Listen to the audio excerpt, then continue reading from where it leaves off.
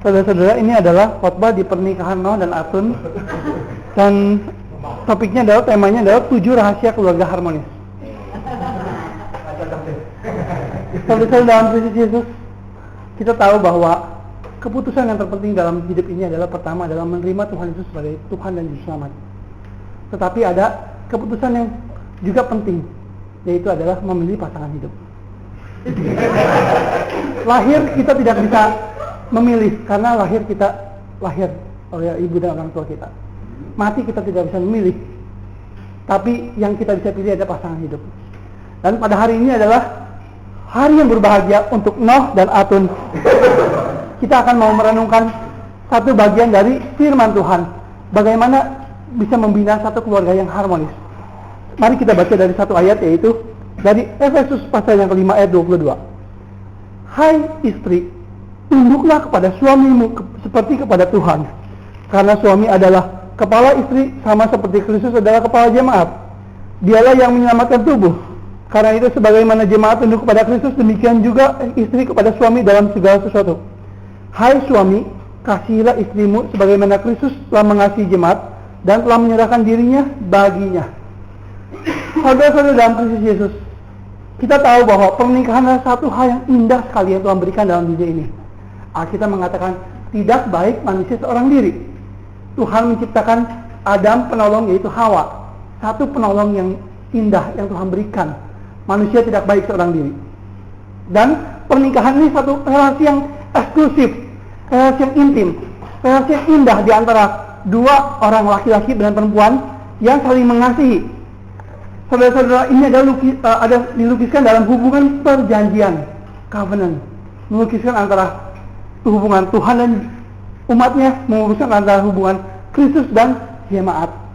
Hubungan yang begitu dekat sekali, yang lebih daripada hubungan anak dan orang tua, karena seorang anak akan dengan istrinya dan meninggalkan orang tuanya lebih dekat daripada orang tua. Saudara-saudara, dalam Kristus Yesus, Tuhan menciptakan manusia relasi yang begitu indah dalam pernikahan. Dan pernikahan yang bahagia harus didasarkan pada prinsip-prinsip yang Tuhan tetapkan.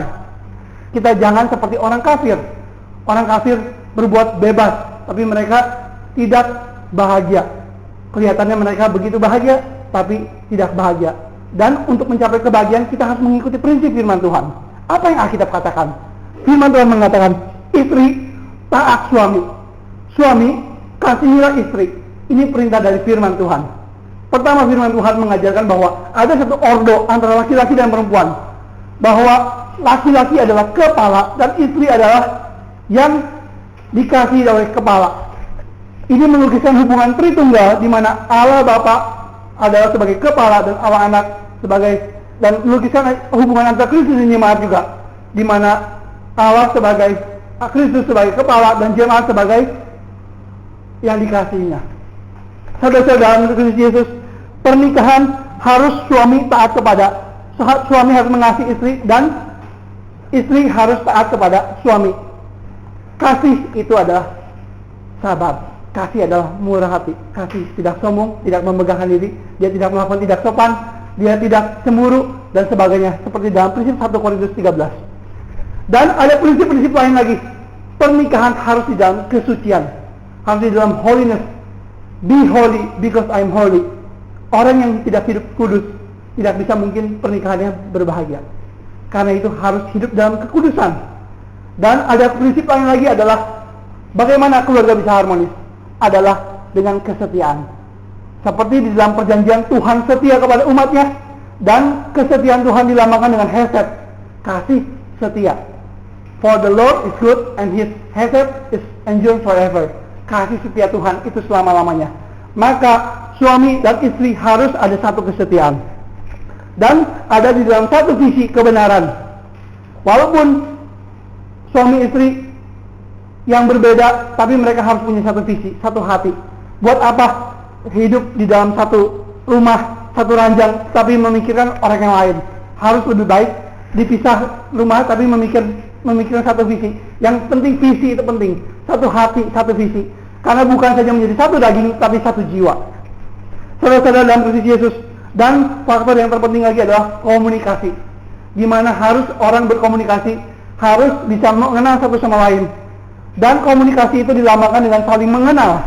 Alkitab mengatakan bahwa pengenalan yang dalam itu adalah jadak, saling mengenal satu sama lain, dan dilukiskan dari hubungan antara Tuhan dengan jemaat. Dan saya mau tutup terakhir, yang terpenting salah satunya lagi adalah keterbukaan dan kejujuran. Itu adalah integritas, di mana seorang istri dan seorang suami mereka harus adanya satu keterbukaan satu sama lain. Mereka bukan saja telanjang secara fisik, tapi mereka juga telanjang secara jiwa. Mereka harus hidup terbuka, tidak ada apapun yang disimpan, karena ini relasi yang paling eksklusif. Monogami, tidak ada pihak ketiga, dan yang memuliakan nama Tuhan. Mari kita berdoa.